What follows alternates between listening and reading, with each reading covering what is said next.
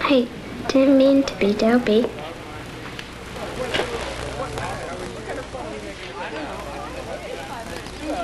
How's business, Joe? Well, Cal Coolidge says it's booming. He's right about that, at least.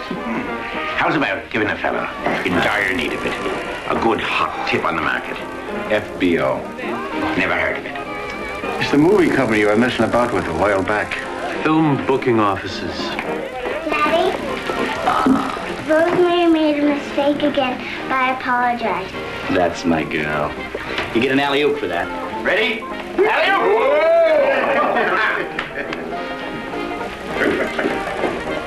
FBO's a good bet, Henry.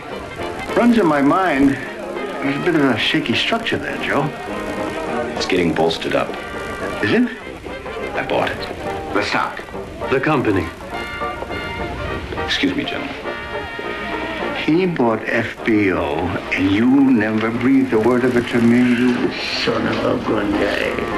I don't work for you anymore. I work for him. So much for Old Lang Syne.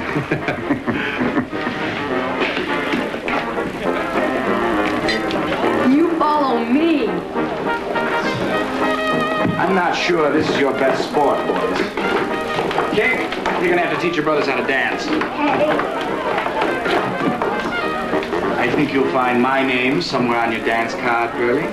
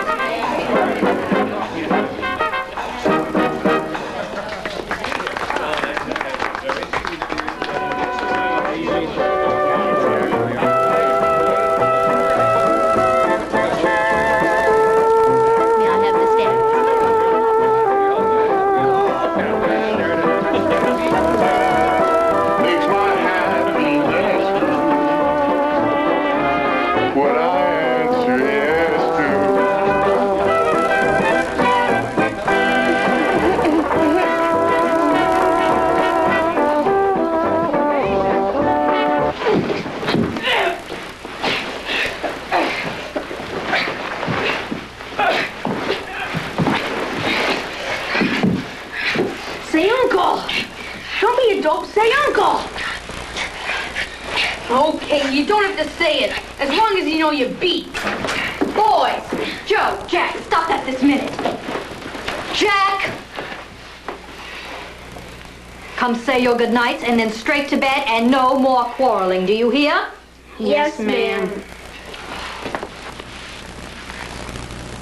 That's a certain shiner in the morning. Won't that look fine?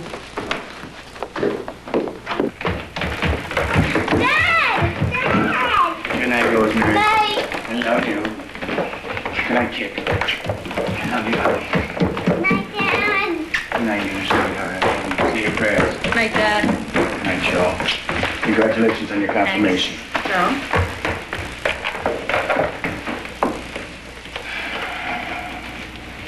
Well, you better have Kate put a piece of steak on that in the morning. He expected me to say uncle. Where do you ever get the idea Kennedy'd say uncle? Good night, Jack. Good night, Dad. Say your prayers.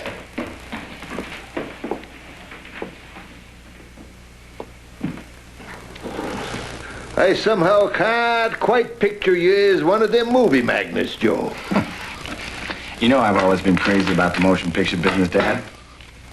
I thought owning a few movie theaters was the extent of it. Exhibiting movies is okay. But the real excitement and the big money is in making them. Louis B. Mayer makes 10 times the salary of the President of the United States. And Coolidge is overpaid at that. Who's Louis B. Mayer? Will you be spending a lot of time in California? Not right away. We'll be getting things reorganized in the New York office first.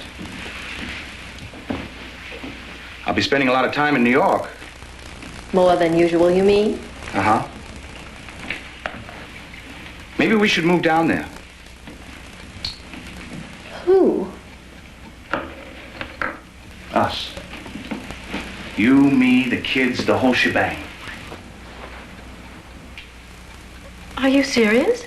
New York's a great city, Rose. If we lived down there, I'd be able to spend a lot more time with the children. Leave Boston? Why not? I can't even imagine it, Joe. I hope you're not serious. Why on earth would we ever leave Boston? Rosie, in Boston, it will always be the Irish Catholics against the Yankees. You know that. And you know who's winning, too. Listen to this. I want to read you something. Eddie clipped this for me to read. It's from Harper's Magazine. It's a piece by Elma Davis. Listen to this. The cardinal fact about Boston is the racial antithesis.